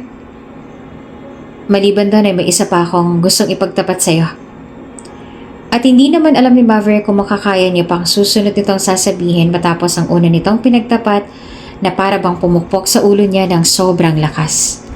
Nabingi siya at halos hindi makagalaw mula sa kanyang kinauupuan. Aaminin ko, gusto kong asawa mo. Unang kita ko pa lang sa kanya ay nakuha niyan agad ang puso ko. Nasa kanya na ang lahat ng hinahanap ko sa isang babae. Pero, nabitin ang sasabihin ni Lawson.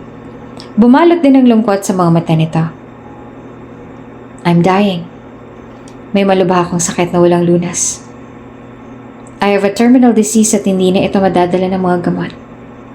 The doctor said I only have 5 months left to live. Masyadong maikli ang panahon ko sa mundo para patuloy na mahalin si Helena. At alam ko na may sakit ka rin. I saw you when you visit the same hospital where I'm having my chemotherapy.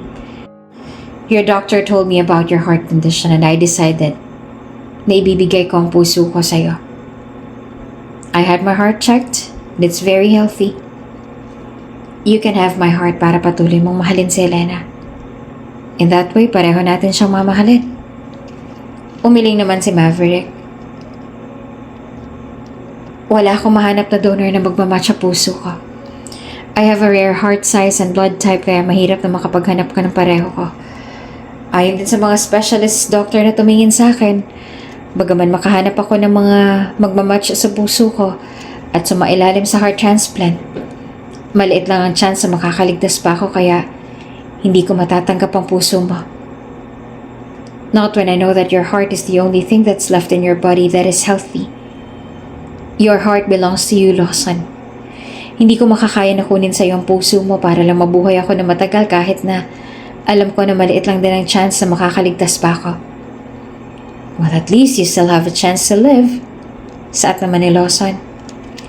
May chance ka pa rin na makakaligtas ka kapag naging successful ang operation. And I'm sure it's going to be successful. Kailangan mo lang na magtiwala. Kailangan mong maniwala na makakaligtas ka para mahalin si Elena. I want to love her with everything I have. Kahit na ikaw na maging may-ari ng puso ko ay masaya na ako kung mamahalin mo siya para sa akin. Kaya sana ay matanggap mo ang puso ko dahil ibibigay ko sa iyo ito ng buong buo at walang kahit anong ibang hihilingin kundi ang mahalin mo lang sa Elena ng higit pa sa pagmamahal ko sa kanya. Matagal na siyang naghahanap ng heart donor para sumailalim na siya sa heart transplant at baka maagapan pang sakit niya pero walang nagmamatch sa kanya kung kaya nawawala na rin siya ng pag-asa. Ngunit si Lawson, match na match ang puso nito sa kanya subalit sa tingin ni Maverick ay hindi niya ito kayang tanggapin. Pag ginawa niya yon ay para bang kinuha niya ng lahat-lahat para dito. Maverick? Pagdating ni Maverick sa bahay, nagulat siya na makita sa loob si Helena na punong-puno ng luha sa mata. Helena, what's wrong? Nag-aalala na tanong niya dito. Umiiyak pa rin na tumakbo palapit sa kanya si Helena sabay niyakap siya nito ng mahigpit. Nabigla siya nang makita ito dito sa bahay nila ngunit higit siyang nagulat dahil umiiyak ito. Halata sa mga mata na kanina pa itong iyak ng iyak at punong-puno naman siya ng pag-aalala. Hinaplos niya ang likod nito at pilit na pinapakalma. Bakit hindi mo sinabi sa akin? Hikbi ni Helena na para pang ayaw nang bumitaw sa kanya. Hindi naman alam ni Maverick kung ano ang sinabi nito ngunit patuloy na lang siya sa paghaplos sa likod nito. Bakit inilihim mo sa akin ang tungkol sa sakit mo, Maverick? Bakit hindi mo agad sinabi sa akin? At sa pagkakataong yon, si Maverick naman ay natigilan dahil sa narinig. Kung ganon ay alam na pala ni Helena ang tungkol sa sakit niya. Hindi alam ni Maverick kung paano nitong nalaman ang tungkol sa sakit ngunit hindi na yun mahalaga. Ang importante ay ang mapakalma niya si Helena na iyak pa rin ang iyak. I'm sorry. Pati unang sabi ni Maverick habang nakaupo sila sa sala. Wala pa rin tigil sa pag-iyak si Helena at pinainom niya ito ng tubig ngunit ang mga luha sa mga mata nito ay para bang buhos ng tubig sa talon na walang tigil sa pag-agos. Hindi ko namang ginusto na ilihim sa iyo ang tungkol sa sakit ko. Pero inilihim mo pa rin sa akin. Dahil ayoko masaktan ka, Helena. Hinawakan ni Maverick ang kamay ng asawa. Mas gugustuhin ko pa na kamuhian mo ako habang buhay kaysa makita kang malungkot habang buhay.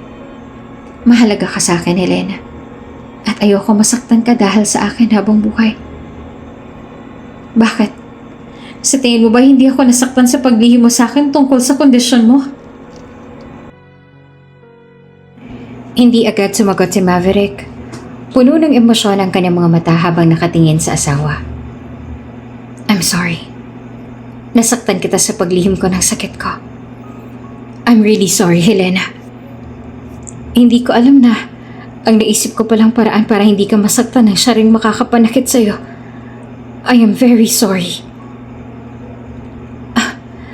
Alam mo ba kung gaano kasakit ang nararamdaman ko kanina nung nalaman ko na may sakit ka? Labis akong nadudurog, Maverick. Paulit-ulit kong sinasabi sa sarili ko na hindi totoo ang nakita ko. Na baka nagkamali lang ako ng tingin o kaya naman ay hindi totoo ang nasa result na nakita ko. Umasa ako na itatanggi mo sa akin na may sakit ka dahil sa sinabi ko sa aking sarili na kung sakali man na may sakit ka, kahit hindi mo ako mahal, kahit wala kang pakialam sa akin, sinabi ko sa aking sarili na sasabihin mo pa rin sa akin ang tungkol sa sakit mo pero hindi ko lubos akalain na totoo palang lahat. Sadyang inilihim mo lang sa akin ang totoo. Halos hindi naman makapagsalita ng maayos at hindi na rin ito makahinga dahil sa labis na kakaiyak kaya niyakap niya ito ng mahigpit at paulit-ulit siyang humingi ng tawad dito kung bakit niya nagawa na ilihim ang totoo dito niyang kondisyon. Ipaniliwanag niya rin ang tunay niyang dahilan. Lahat-lahat ng dahilan at mga ginawa niya ay pinagtapat niya kay Helena. Dahil ayaw niyang mas lalo lang itong masaktan kung maglilihim ulit siya dito. Mas mabuti na sa bibig niya na mismo manggaling ang lahat. Hindi ko alam na yun palang dahilan mo. Niyakap siya ng mahigpit ni Helena. I'm sorry for being mad at you. Patawarin mo rin ako kung naging masama ako sa'yo dahil lang sa nilamon ako ng galit. Hindi mo kailangan na humingi ng tawad sa akin, mahal ko. Nang kumala sa yakap si Helena sa kanya ay ikinulong niya ang mukha nito sa kanyang mainit na palad. I deserve everything. And you have all the right to be mad at me dahil nasaktan kita. I broke your heart a million times dahil lang sa pansariling kagustuhan ko kaya may karapatan ka nang magalit sa akin. Hindi naman mawari ni Helena kung ano bang dapat niyang maramdaman ng mga araw na yon. May bahagi sa puso niyang masaya nung sa wakas ay umamin ang nararamdaman sa kanya si Maverick. Pero mabilis nang ibabaw ang sakit na nararamdaman niya dahil sa kanyang mga natuklasan. Sa bibig na mismo ni Maverick nang galing, kung hindi ito makakahanap ng heart donor at hindi makatanggal ang tumor sa katawan nito, ay maaari na ilang taon na lang itatagal nito sa mundo. Magmula nang malaman niya yon ay wala na siyang tigil sa pagdarasal na sana ay kaawaan ng Diyos ang kanyang asawa at huwag hayaang mawala ito sa kanya. Paulit-ulit niyang pinagdarasal na hayaan ng Diyos na magkasama sila na tumanda ni Maverick.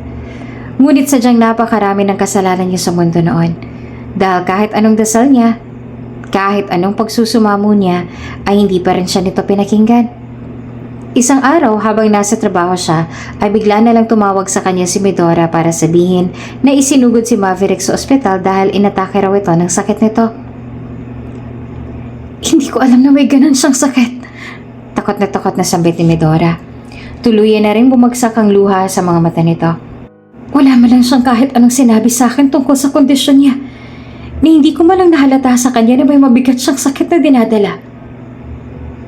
Noong isang linggo niya lang din sinabi sa akin ang tungkol sa sakit niya dahil ako mismo ang unang nakaalam. Sa tingin ko ay wala talaga siyang balak na ipaalam kahit kaninong tungkol sa sakit niya. Paliwanag niya. Malakas siyang napahikbi. Pero bakit naman niya kailangang maglihim? Bakit kailangan niyang itago ang sakit niya sa atin? Nagsalita naman ang secretary ni Maverick na narinig ang pag-uusap nilang dalawa at siyang tanging may alam sa tunay na kondisyon ni Maverick. Dahil mas pinili niya na kamuhian niyo siya buong buhay niyo, kaysa magdusa kayo habang buhay dahil sa pagkawala niya. Ang nasa isip ni Sir Maverick ay kung magagalit kayo sa kanya, ay hindi kayo gaano masasaktan kapag dumating na ang panahon na kailangan niya ng lisanin ng buong mundo. Tumingin si Don sa pinto ng emergency roon kung nasaan si Maverick. Alam ni Sir Maverick na ilang taon na lang itatagal niya sa mundo dahil sa sakit niya.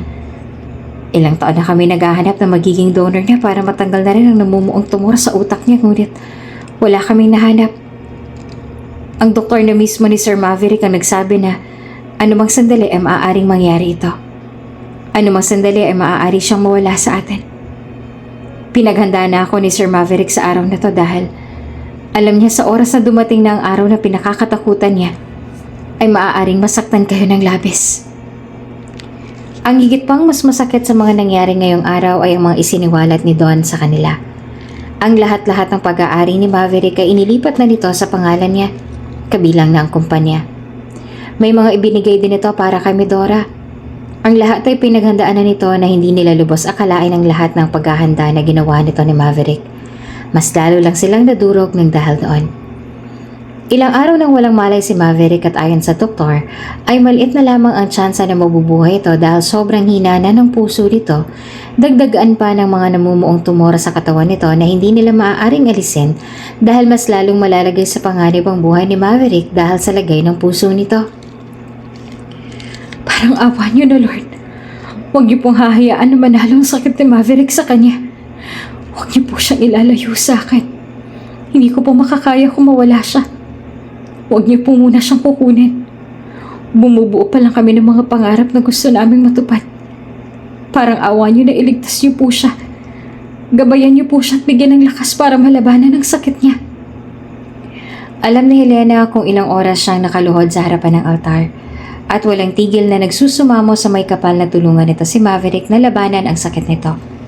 Ilang sandali pa ay dumating ang magulang niya at ang magulang ni Maverick na katulad niya ay hindi rin alam ang tunay na kalagayan ni Maverick.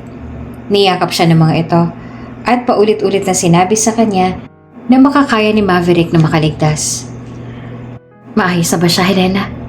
Nagkamalay na ba siya? Iyon ang tanong sa kanya ni Lawson mula sa kabilang linya. Sa hindi malamang dahilan ay mas mahina ang tono ng boses nito na para bang sobrang hinang-hina na rin ito ngayon. Hindi pa. Nauutal na sagot naman ni Helena.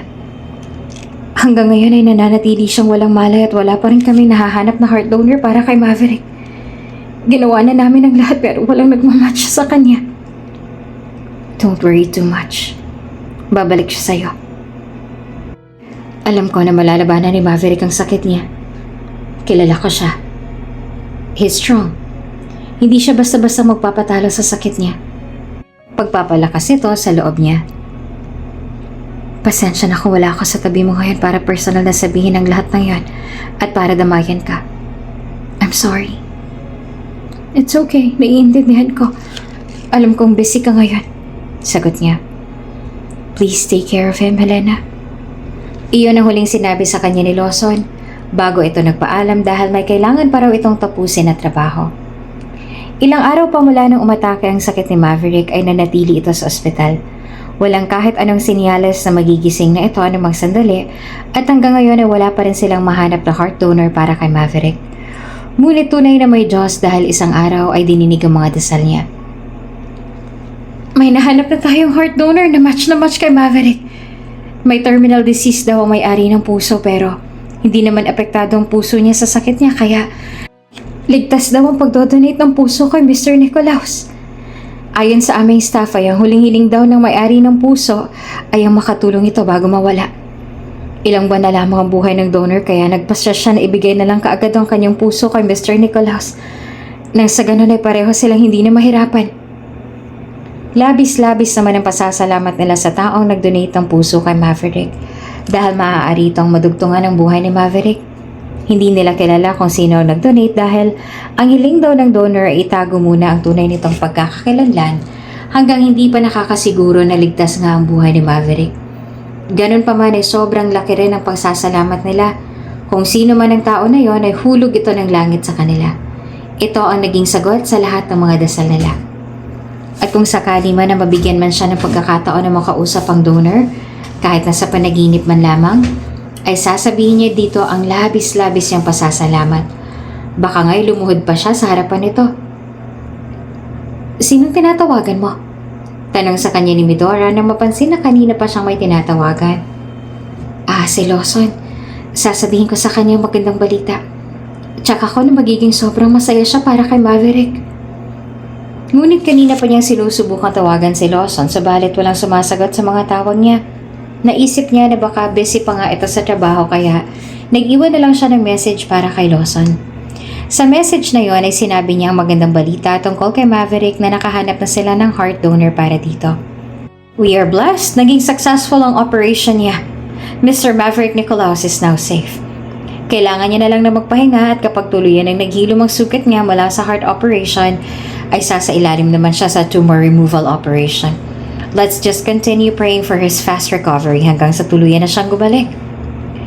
Parehong walang mapagsidlan ng tuwa ng kanilang nararamdaman sa sinabi ng doktor na naging successful nga ang operation ni Maverick kahit pa ayon mismo sa mga doktor ay maliit na lang ang tsansa na maging successful yon. Tunay na isang himala ang nangyayari at alam nila na dahil yon sa walang hanggang tiwala nila sa Diyos.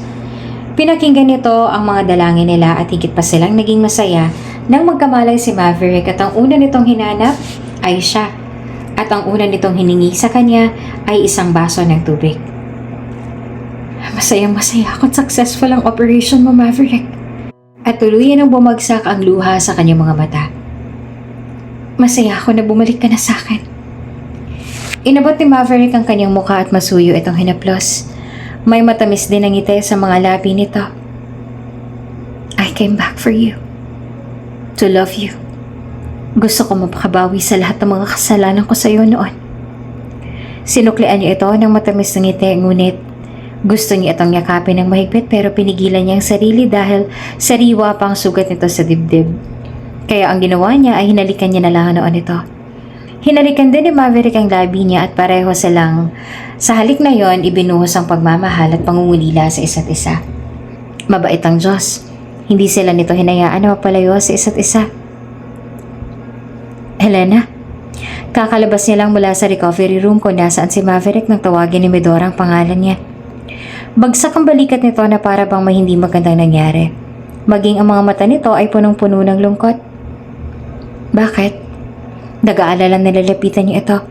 Bakit ganyan ang itsura mo? May nangyari ba? Si Lawson. Tila maging sa pagsasalita ay nahirapan ito. Bakit? Anong nangyari sa kanya? Wala na si Lawson, Helena. Patay na siya. Ha? Ano? He died.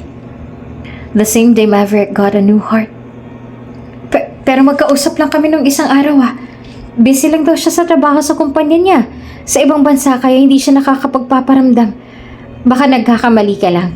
Hindi pa siya wala. Buhay pa siya, no? Hindi totoong sinasabi mo. Buhay na buhay si Lawson. Nangako siya na babalik siya sa bansa para mabantayan niya rin si Maverick. Malungkot na inabot sa kanya ni Medora ang cellphone nito kung nasaan ang isang article na nagpapatunay na wala na nga talaga si Lawson. Pakiramdam ni Helena ay nawala ng lakas ang tuhod niya habang nakatingin siya sa headline ng article. Tuluyan na rin na bumagsak ang luha sa kanyang mga mata na hindi niya na napigilan sa paghulog. The son of the billionaire family Lawson Drake Fournier passed away on April 28, 2024 after battling a terminal illness since the tender age of 5. Matapos ang balita na pumanaw na nga si Lawson sa edad na 28, matapos ang pakikipaglaban sa malubhang sakit ay muling may balita silang natanggap. Lawson Drake Fournier's final act of generosity was donating his heart to Maverick Nicolaus, his childhood best friend, fulfilling a wish he expressed before his passing. Ilang oras lang mula nung ibalita na pumanaw na si Lawson ay may liham din na dumating para sa kanya at ang liham na yon ay mula kay Lawson. Nagdadalawang isip pa siya kung babasahin niya nga ba ang liham na yon, knowing na mas lalo lamang siya masasaktan matapos ang nabalitaan, ngunit sa huli ay binasa niya na rin ang liham.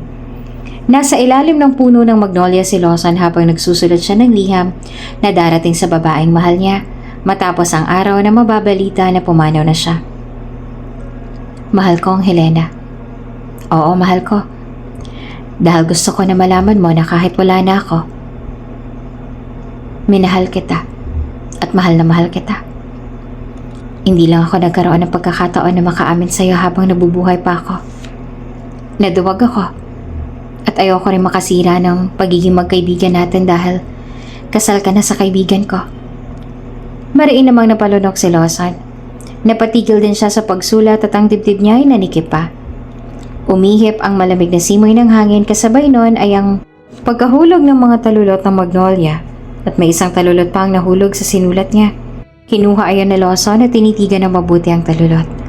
Umihip ulit ang malamig na simoy ng hangin kaya nalaglag muli sa kamay niya ang talulot. Tinuloy na ni Lawson ang pagsulat habang ang mga talulot ng magnolia ay patuloy sa paglaglagan. Unang kita ko pa lang sa'yo, alam ko na sa sarili kong inibig na kita. Sa totoo lang ay wala namang specific na dahilan kung bakit ako nahulog sa'yo. Marahil ay hindi ko lang talaga alam kung ano. Hindi ako sigurado kung dahil ba yan sa maliit at singkit mong mga mata na kasing ningning ng mga makinang na bituin sa kalangitan. Hindi ko mawari kung dahil ba sa nakikita kong kalawakan sa mga mata mo. Kung dahil ba sa mga makapigil hininga mong ganda na kahit sino ay mahahalina sa'yo. O kung dahil ba sa malambing mong mga ngiti that makes everything around you shine. O dahil ba sa mahaba at malambot mong mga buhok na sumasabay sa bawat galaw mo? O kung dahil ba sa malambing mong boses na hindi makabasag pinggan? Hindi ko alam kung ano sa mga yon. Basta ang alam ko lang sa aking sarili ay mahal kita. At gustong gusto ko ang lahat ng sayo. Lahat ng tungkol sayo. Walang tapon, gusto ko ang lahat. Mataas ang sinag ng araw habang sinusulat yun ni Lawson para sa babaeng mahal niya. At habang sinusulat niya yon, damang-dama naman ni Lawson na nalalapit na ang araw at tuluyan na siyang mamamaalam sa mundo. Damang-dama niya na tuluyan ng nananalo ang cancer sa katawan niya At sa mga panahon na ito, alam niya na nasa ospital din si Maverick at lumalaban para makasama ng mas matagal ang babaeng pareho naman nilang minahal. Hindi pa namalaya ni Blossom na habang nagsusulat siya kasabay ng paglalaglagan ng mga talulot ng magnolia flower ay bumagsak na rin ang luha sa kanyang mga mata. Sobra kitang mahal, Helena. Kaya mas pinili kong itago ang tunay kong nararamdaman para sa'yo hanggang sa mga nalalabing araw ko sa mundo. Ayoko masira ang pagsasama niyo ni Maverick dahil lang sa akin.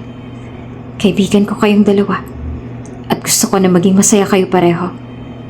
Ayoko maging dahilan para mahirapan ka. Ayokong sisihin mo ang sarili mo dahil nagustuhan kita. Kaya ako nasasaktan. Mahal kita at wala akong kahit anong pinagsisihan dahil minahal kita. At mahal ka rin ang asawa mo. Mahal na mahal ka niya. May dahilan si Maverick kung bakit trinato ka niya ng ganon. May malalim siyang dahilan na gusto kong malagpasan niya para makasama ka niya ng matagal. At ang gusto ko ay hindi ka niya masaktan pang muli. Ayoko nakikita na nasasaktan ka niya.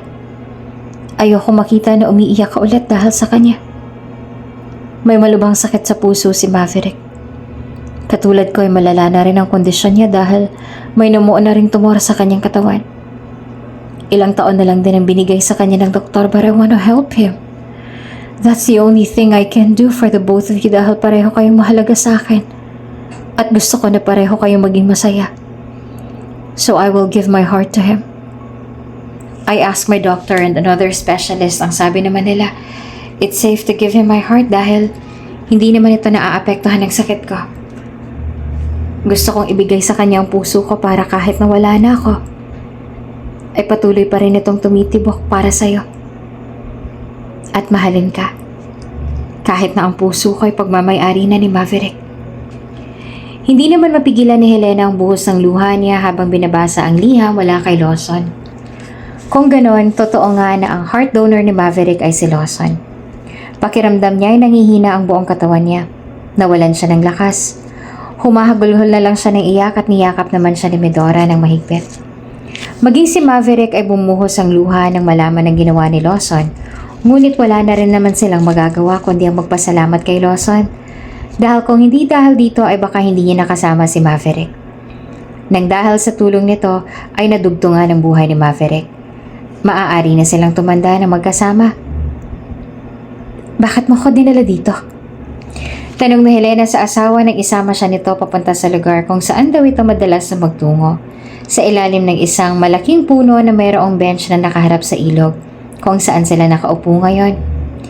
Hindi pa man sumisikat ang araw ay pumunta na sila sa lugar na ito para sabay nilang mapagmasdan ng sunrise na ngayon ay unti-unti nang nagbibigay liwanag sa kanilang paligid.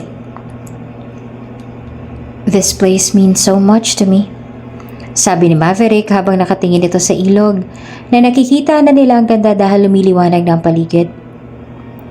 Ang lugar na to ang naging takbuhan ko nung nawawala na ako ng pag-asa. Pakiramdam ko ay tuluyan ang magwawagi ang sakit ko. Ang lugar na to ang naging success sa lahat at siyang sinabihan ko ng mga pangako ko. Saksi ang buong paligid sa lahat ng yan. At ngayon gusto ko na maging saksi ulit ang lugar na to sa magiging pangako na gagawin ko. Bagya namang nanlaki ang mga mata niya nang biglang lumuhod si Maverick sa kanyang harapan. Bumilis din ang pagtibok ng kanyang puso at nagsimula nang manubig ang kanyang mga mata. Inabot ni Maverick ang kamay niya at hinilikan nito ang likod noon. Mahal na mahal kita, Helena. Mahal kita ng higit pa sa inaakala mo. Ikaw lang ang tangi kong hiniling na makasama habang buhay. Lahat ay handa kong ibigay sa'yo. Kahit pang sarili kong buhay. At ngayon na binigyan ako ng pagkakataon na makasama ka habang buhay. Ngayon na nadugtungan ang buhay ko, ay wala akong kahit ilang segundong sasayangin sa pagkakataon na to. Mahal na mahal kita.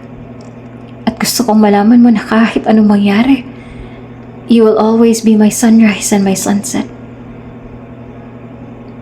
Sa ilalim ng lugar kung saan nangako ko sa aking sarili noon na mas pipiliin ko na magalit ka sa akin habang buhay, kaysa habang buhay kang magdalamhati sa pagkawala ko ay gagawa ko ng panibagong pangako.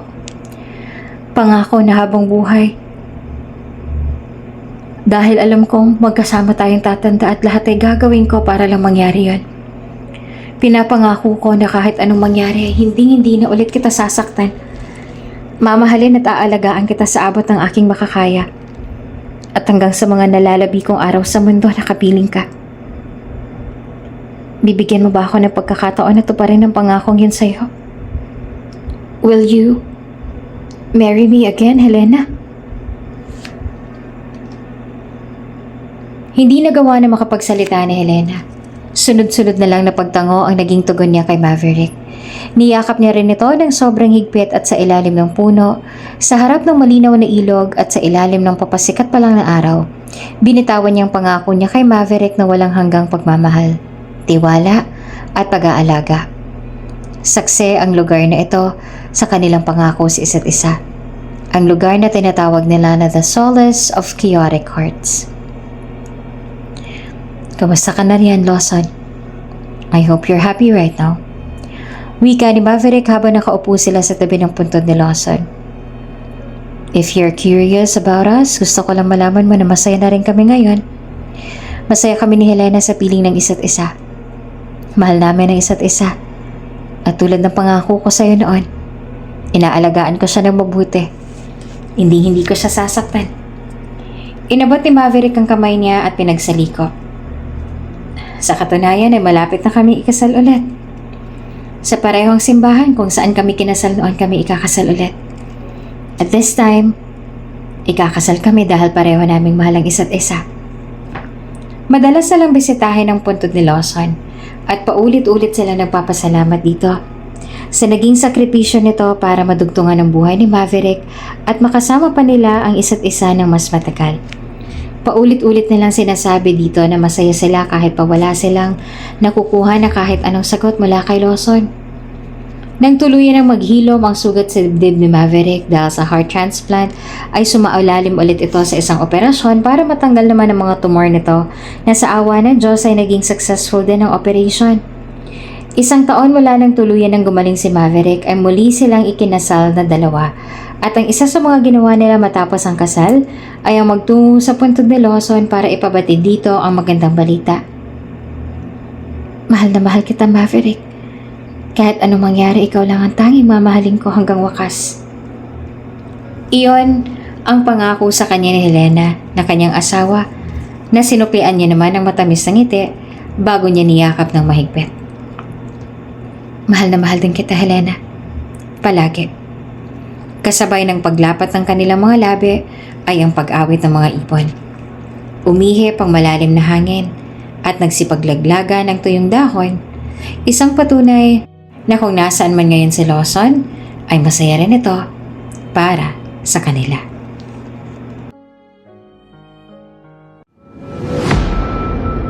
Kung bago ka pa lang sa channel na ito, Ate Jane TV, huwag kalimutang pindutin ang notification bell and subscribe button.